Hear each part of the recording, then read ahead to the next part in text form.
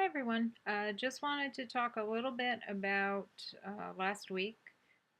Just one last week to go here, so I'll try and keep this brief.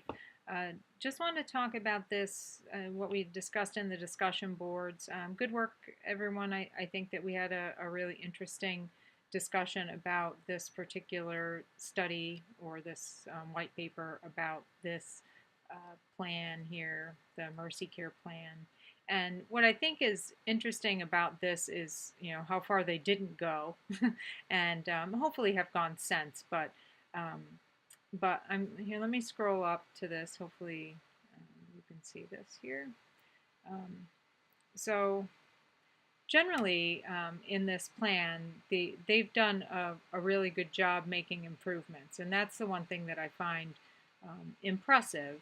It was very data driven, and that's one of the reasons why I really wanted us to take a look at it. It's a very data driven plan with dual eligibles. So I think probably most everyone understands the concept of dual eligibility.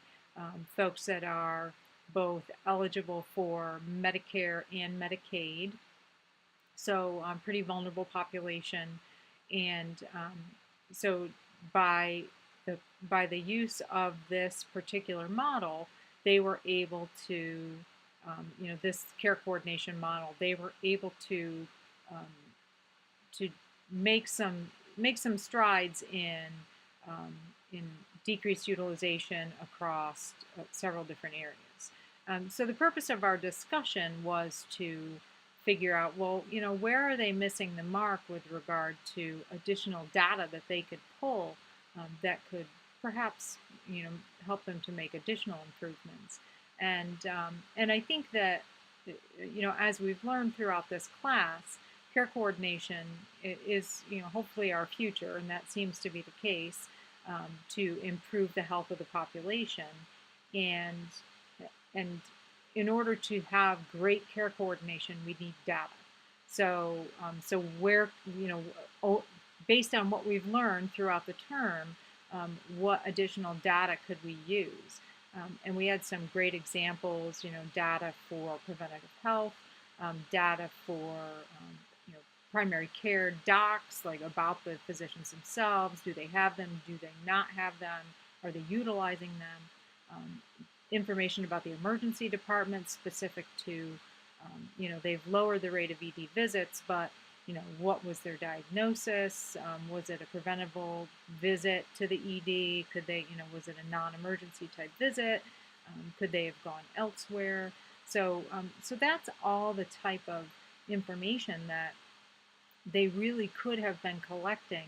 And really, the point of this discussion was to see, kind of how far they didn't go in this project. And a couple of people had mentioned the dates on this data, that this was in the, I think, 0809 was the age of this data. But keep in mind that this, I'm going to scroll up here, this was published in 2012, and July 2012. The problem with Medicare data, Medicaid data, if you've ever tried to gather that, is oftentimes it's old. So you're always going to be working a couple years in the past. Now that this was particularly old, even for Medicare data, but they probably published this in July of 2012 after a few rewrites from their. They had probably finished this study, and then it had to go through a bit of approval process and whatnot by the time they actually published it. So, in any case, I thought we had some really good discussion in the boards, but continue to think about these things. What kinds of data elements can be used, such as the ones we talked about, to help improve the health of the population, both from a governmental perspective. We spend a lot of time talking about public health. So when you think about public health, that's really going to be more from the, from the governmental perspective, from the health department perspective, but then also from the side of the traditional healthcare setting. How can we, when we step our foot out into working in a hospital or a health system or physician practice, how can we use this data and help to improve the health of our population or the population of our area, because that's our job as well. It's not just to help our single patient, but to improve the health of the population. So that was kind of the purpose of this discussion, was kind of wrap that all up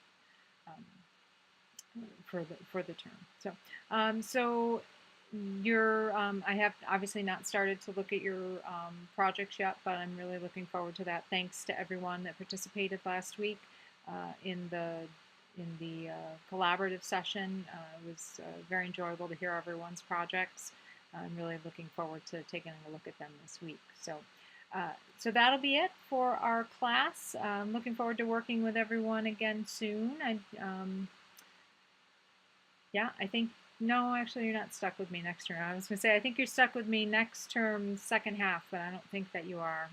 I think that's no, actually, you might be. No, I'm not sure. I am teaching a graduate class next term, but I'm not sure if it's you guys or the other cohort. So well, I think it is you guys. So I think you're stuck with me again next term in the second half. So I look forward to seeing everyone again soon, and everyone have a fabulous holiday break, wonderful holidays, and a great new year.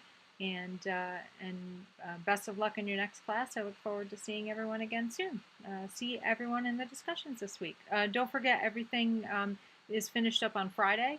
So I don't think we have too much in this class this week, but the discussions and whatnot are finished up on Friday. So we will see everyone in the discussions. Thanks so much.